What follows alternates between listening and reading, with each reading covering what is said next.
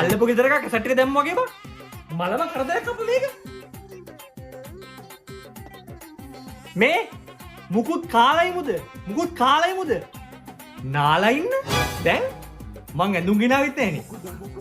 නෑ බං අවුලක් නෑ. මම දවල්ට එහෙම නානවා අඩුයි. දවල්ට කනවා අඩුයි. ලෙඩ වෙයි ඈ. හෙට වෙයි. හෙට මොනවද වෙන්නේ?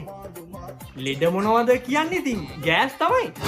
ඒක නෙවෙයි මේ පාර හැලොවින් පාටි ගියේ නෑ. හෙළුවෙන් පාටි? මේ පාර කියන්නේ මම නම් එහෙම කවදාවත් හෙළුවෙන් පාටි ගිහලා නෑ. අයියෝ යන්න එපයි. මම නම් මේ පාර දෙකකටම ගියා. ඈ? හෙළුවෙන්? හැලොවින් තමයි. වයිෆ් අවුලක් නැද්ද? එහෙම අවුලක් නෑ. අපි දෙන්නම තමයි ගියේ. ඈ? වයිෆු ගියේ? නැතු ඉතින්. දෙන්නම එකට තමයි එක හැලොවින් පාටි එකකට ගියේ.